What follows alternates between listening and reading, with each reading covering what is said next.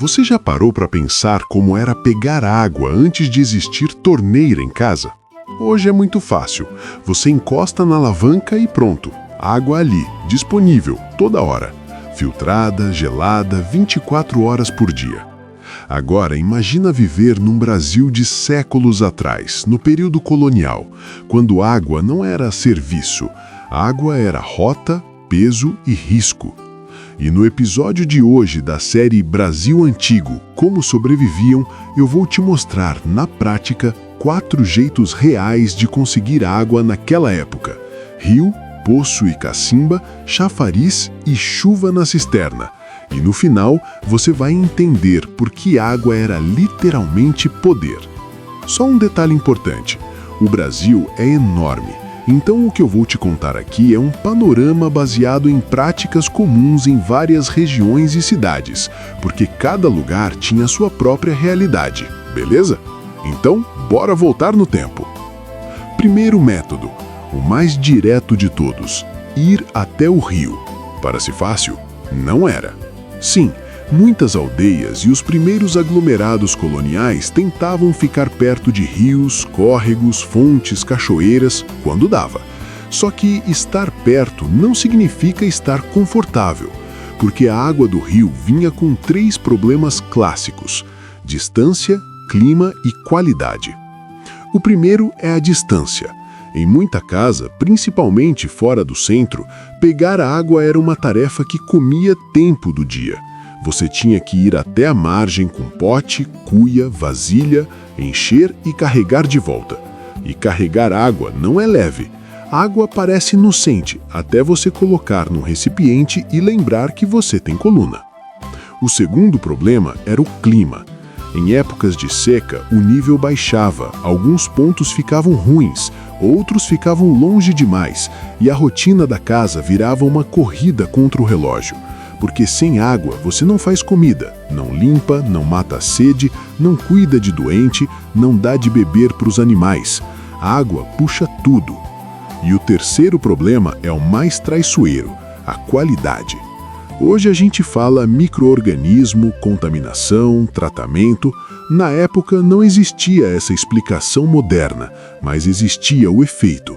A água que parecia normal podia derrubar a pessoa por dias. E em lugares com muita gente, bicho, lixo e esgoto, o risco aumentava.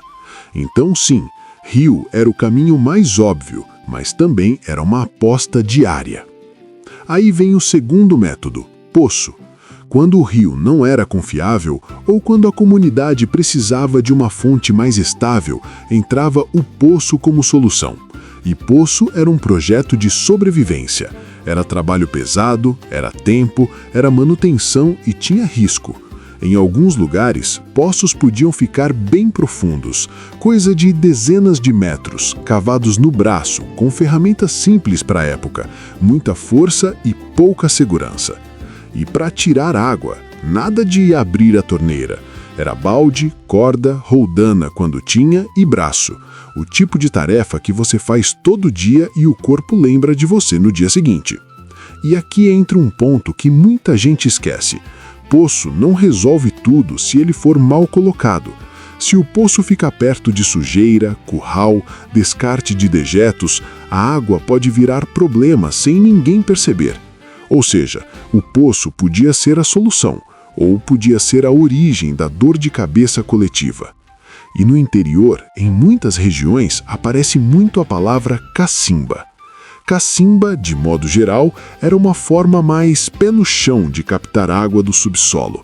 Muitas vezes um poço mais simples e mais raso, feito para alcançar o lençol freático quando o ambiente castigava e a vida precisava de um jeito. Não é que fosse fácil. Era escavação, era risco de desabamento, era umidade, era bicho, era manutenção. Mas funcionava o suficiente para manter gente viva, plantação de pé, rotina andando. E agora deixa eu colocar um peso humano nessa história. Buscar água, puxar água, carregar água, quase nunca era trabalho neutro.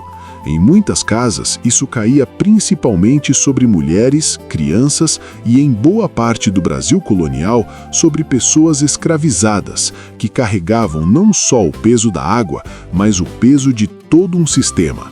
Água era sobrevivência e também era desigualdade. Terceiro método, chafariz. Conforme algumas cidades cresceram e ganharam mais infraestrutura, passaram a existir chafarizes públicos, alimentados por canais, encanamentos simples e aquedutos que traziam água de fontes mais distantes, muitas vezes em regiões mais altas. E olha como isso muda a vida social. O chafariz não era só um lugar com água, era um lugar com gente. Era fila, era conversa, era fofoca, era negociação.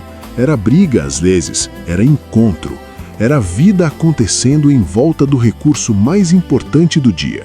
Só que não romantiza, ter chafariz não significa que ficou fácil. Podia ter fila longa, podia ter hora ruim, em época de seca podia ter controle e racionamento.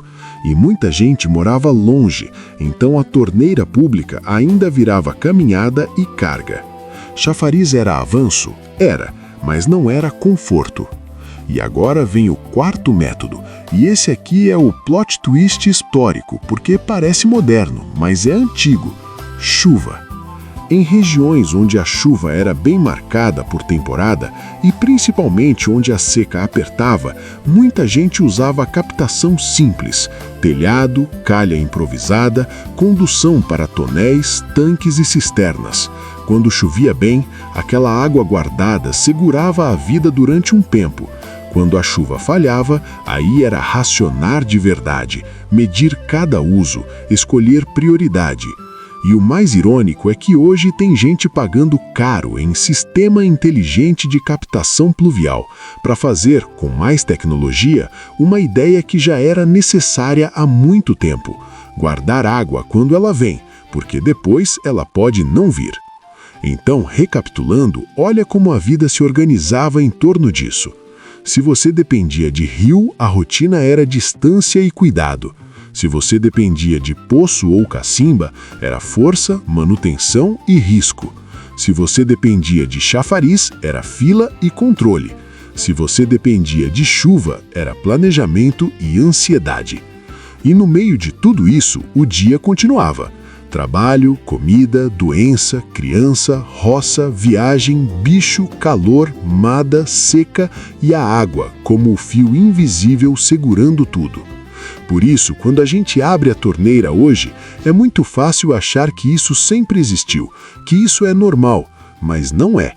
Torneira é tecnologia histórica, é mudança social, é saúde pública, é tempo de vida devolvido para as pessoas.